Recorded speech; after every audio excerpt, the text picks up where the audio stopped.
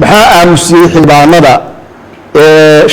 wax badan hortooda ay ka dhacayaan waxaan rabaa qodobkaa inaan bal si tacliiqa aan u dhex galo oo aan u sheego dadka markii ugu horreysay ee baarlamaankan 6 bilood u horreysay ama 7 bilood u horreysay waa la ogaa doorarkii uu qaatay markii u horreysay waxaa la soo eedeeyay 2 xildhibaan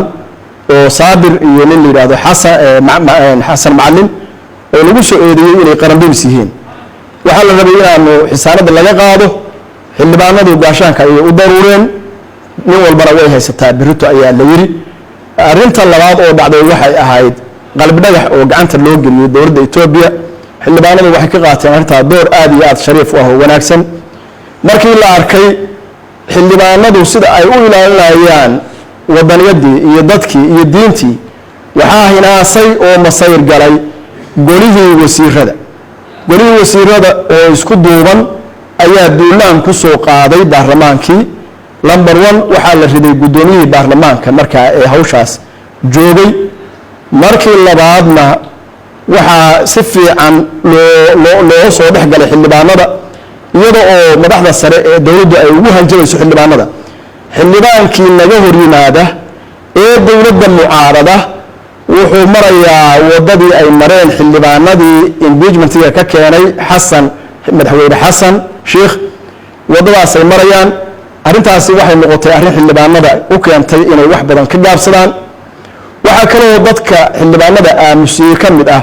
xamaasadii dadka shacabka ay u hayeen markii la doortay madaxweyne Farmaajo isaga iyo xukuumaddiisa taasina waxay keentay in xildhibaanadu ay hadli waayaan ee ay ka baqaan xamaasadda shacabku inay jirto maanta xildhibaanada waxaan ugu baaqayaa xamaasadii way jirtay dadka shacabka ay maanta waxay taageerayaan xildhibaanka ka hadla xaqiiqada xildhibaanka ka hadla Soomaalinimada xildhibaanka ka hadla isku duubnaanta maanta oo aynu ognahay in dalkeena la ku haysto waxaan leeyahay xildhibaanadu guntiga dhiisha iskaga dhiga meeshana ka kaca Soomaalina u horseeda baarlamaan iyo xukuumad iyo madaxweyne is xisaabiya waxaan isleeyahay xal waxaa noqon kara si xildhibaanka ay uga baxdo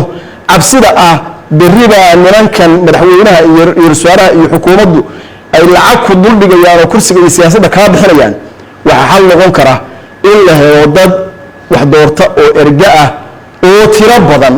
kumaankum qof waa inay soo doortaan xildhibaanka haddii la rabo xildhibaan dhab ah oo dalka iyo dadka matali kara ee matalaad haysta xildhibaanada waxaan ugu baaqayaa xildhibaan aamusnaan ku matali kara gobolkiisii iyo deegaankiisii iyo dadkii soo doortay ma jiro